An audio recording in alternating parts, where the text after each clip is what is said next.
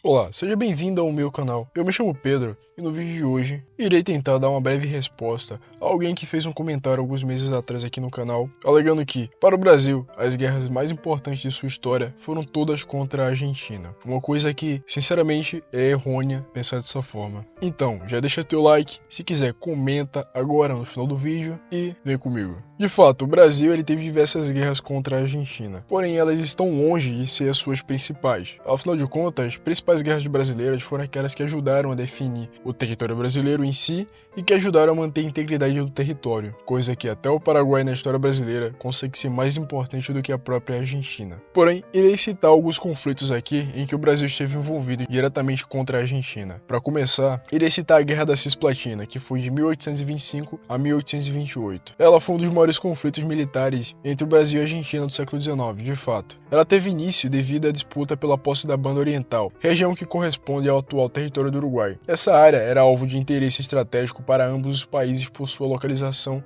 no estuário do Rio da Prata, que servia como rota comercial crucial para o interior da América do Sul. A Banda Oriental havia sido anexada pelo Brasil em 1821 e transformada na província Cisplatina, sob o domínio do Império do Brasil.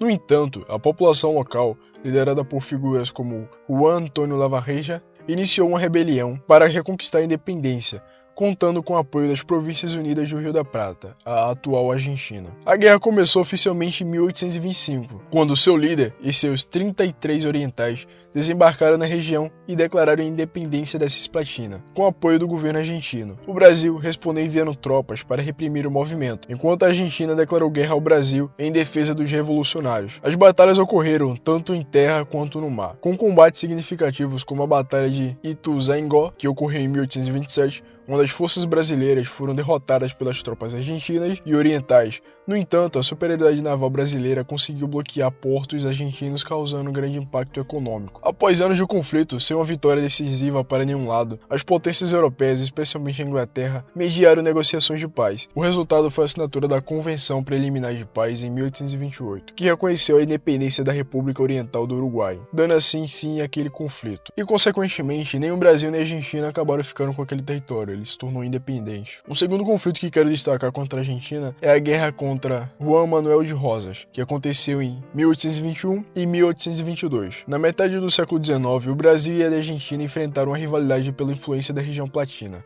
especialmente sobre o Uruguai. Na época, o ditador argentino Juan Manuel de Rosas exercia controle político e militar significativo na região, apoiando facções que favoreciam seus interesses no Uruguai e Paraguai. O Brasil, temendo o fortalecimento de Rosas e o impacto sobre sua navegação no Rio da Prata, formou uma aliança com o líder uruguaio Frutuoso Rivera e o general argentino Justo Roser de Urquiza, opositor de Rosas. Essa coalizão tinha como objetivo depor Rosas e garantir a estabilidade da região. Em 1851, tropas brasileiras atravessaram a fronteira em direção ao Uruguai para apoiar seus aliados contra Rosas. No ano seguinte, em 52, ocorreu a decisiva Batalha de Monte Caseros, onde as forças combinadas do Brasil, Uruguai e Urquiza derrotaram as tropas de Rosas. Com a derrota, Rosas foi deposto e se exilou na Inglaterra. O Brasil conseguiu garantir a abertura do Rio da Prata para a navegação internacional e reafirmou sua influência na região. Um outro conflito que podemos destacar é a questão de Palmas. No final do século XIX, Brasil e Argentina disputaram a posse da região de Palmas, localizada no atual oeste de Santa Catarina e parte do Paraná. A controvérsia surgiu de interpretações diferentes de tratados assinados no período colonial, especialmente em relação aos limites estabelecidos pelo Tratado de Tordesilhas. A questão foi levada à arbitragem internacional, com o presidente dos Estados Unidos, Grover Cleveland, atuando como mediador. Ambos os países apresentaram suas reivindicações e mapas históricos para sustentar suas posições. Em 1895, o parecer foi favorável ao Brasil, que manteve a soberania às fronteiras do sul brasileiro e evitou um possível conflito armado. De fato, há outros conflitos aqui que falta destacar, mas acredito que esses sejam suficientes. Os conflitos que o Brasil teve com a Argentina foram meramente escaramuças diplomáticas e jogos de influência regionais, onde nenhum deles foi um perigo à integridade do Brasil, ou gerando assim grande comoção nacional, como outros conflitos contra outros países geraram. Agora, eu vou destacar as principais guerras que foram cruciais para o desenvolvimento do Brasil como conhecemos hoje e as principais de sua história. Em primeiro lugar, eu destaco a Insurreição Pernambucana, que ocorreu em 1845 e 1654, para até argumentar que essa guerra ocorreu antes da existência do Brasil como um Estado soberano. Porém, ela foi essencial para a formação do Brasil como conhecemos. Se não fosse essa guerra, com certeza a Holanda ainda dominaria o Nordeste nordeste brasileiro e, consequentemente, acabaria expandindo seu domínio para o interior da América do Sul. E o Brasil, como conhecemos hoje, provavelmente não existiria. Ela foi uma revolta liderada por luso-brasileiros contra o domínio holandês no nordeste do Brasil, durante o período da União Ibérica. A Holanda invadiu e controlou boa parte da região, formando o chamado Brasil holandês, que incluía Pernambuco, Paraíba, Rio Grande do Norte e parte do Ceará e Alagoas. Após a restauração da independência de Portugal em 1640, os habitantes da região, insatisfeitos com os altos impostos e o tratado dado pelos holandeses, organizaram uma resistência. Líderes como André Vidal de Negreiros, João Fernandes Vieira, Henrique Dias, comandante da Tropa dos Negros, e Felipe Camarão, líder indígena, uniram forças diversas, incluindo negros, indígenas e luso-brasileiros, contra o poder holandês. A primeira Batalha dos Guararapes, que ocorreu em 1648, foi marcada pela tática de guerrilha em terreno desfavorável aos holandeses. Foi um triunfo da força local. Já a segunda Batalha dos Guararapes, que ocorreu no ano seguinte, consolidou a derrota dos holandeses e é considerada um marco da identidade nacional, já que indígenas, negros e brancos lutaram lado a lado. A insurreição culminou com a capitulação do Campo da Borda, em 1654, onde os holandeses se renderam. O Tratado de Haia, de 1661, oficializou o fim das pretensões holandesas na região. Esse conflito ele foi importante porque garantiu a permanência da região nordestina sob o controle português, evitando uma fragmentação do Brasil em regiões controladas por potências europeias. E a união de diferentes grupos étnicos e sociais contra o inimigo em comum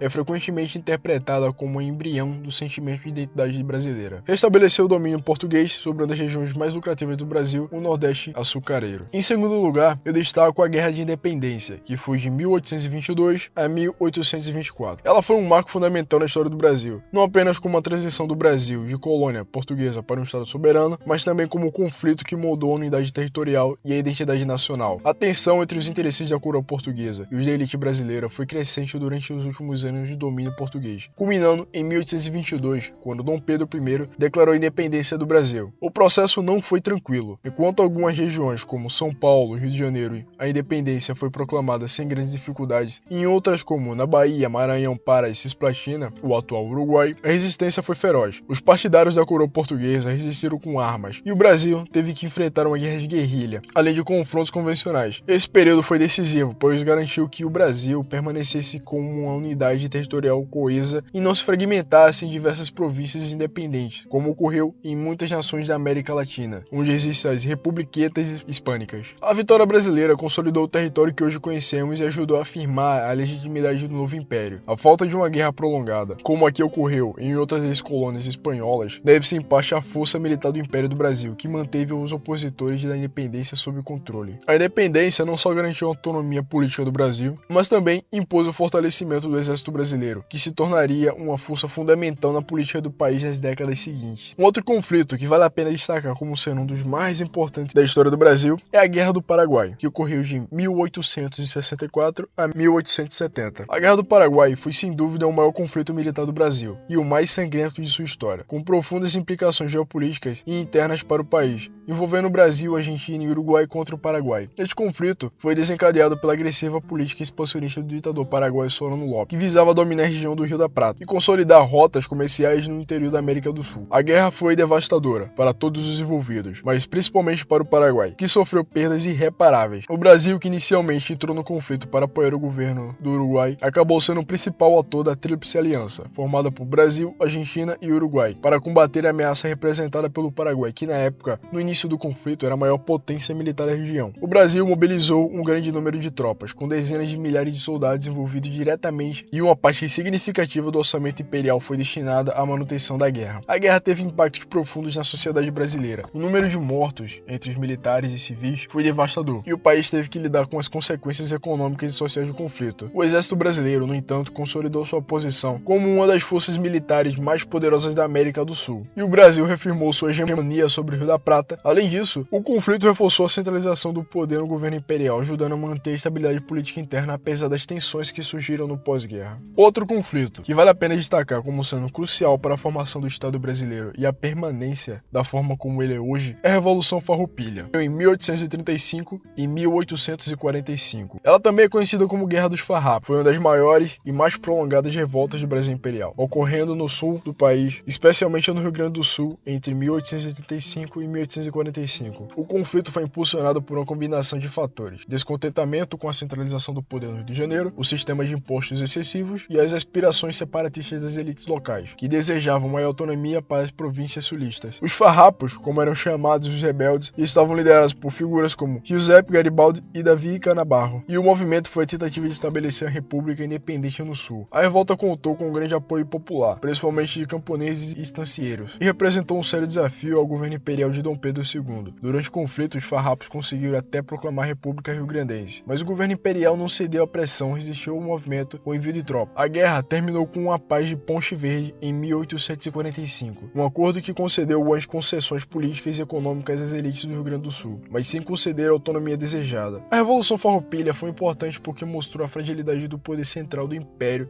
e as tensões entre as províncias e o governo central, ao mesmo tempo que ajudou a consolidar a ideia de uma nação com diferentes interesses regionais, o que viria a ser um tema constante na política brasileira. E por último, um outro conflito muito importante para a história do Brasil, muito mais do que os conflitos com a Argentina, foi a invasão napoleônica a Portugal e a vinda da família real em 1808. Embora não tenha sido um conflito diretamente envolvendo o Brasil, a invasão de Portugal por Napoleão Bonaparte teve um impacto profundo na história do país. Com o avanço das tropas francesas pela Europa, a família real portuguesa se viu forçada a fugir para o Brasil, estabelecendo a corte no Rio de Janeiro em 1808. Este evento transformou o Brasil de uma colônia periférica para o centro do Império Português. A vinda da corte para o Brasil trouxe consigo uma série de transformações significativas. O Brasil, que antes era apenas uma colônia, passou a ser a sede do Reino Unido de Portugal, Brasil e Algarve. A cidade do Rio de Janeiro se tornou a capital do Império Português, o que representou uma enorme mudança política, econômica e cultural. Durante esse período, foram criadas instituições importantes como a Biblioteca Nacional e a Escola Militar, e a economia do país começou a se modernizar, com a abertura dos portos, as nações amigas e a criação de manufaturas. Esse deslocamento da corte portuguesa teve implicações diretas para a independência do Brasil, pois ao estabelecer a sede do Império no Rio de Janeiro, a monarquia portuguesa desmantelou as estruturas de controle colonial sobre o Brasil. Quando a monarquia portuguesa retornou a Lisboa, em 1821, o Brasil já estava pronto para declarar sua independência, e as bases para a formação do Império do Brasil foram já estabelecidas naquele momento. Então, senhores e senhoras, dados esses exemplos, podemos constatar que as guerras com a Argentina foram simplesmente questões diplomáticas e jogos de interesse. Haja vista que nunca houve uma ameaça real por parte da Argentina ao Brasil. De fato, perdemos o Uruguai, mas nem nós nem eles ganhamos. O Uruguai simplesmente se tornou independente. Então, é isso. Se você gostou do vídeo, pode deixar seu like. Se quiser, comente o que você achou do vídeo ou algo relacionado a ele, alguma correção que você quer que eu faça. Obrigado, se inscreva no canal.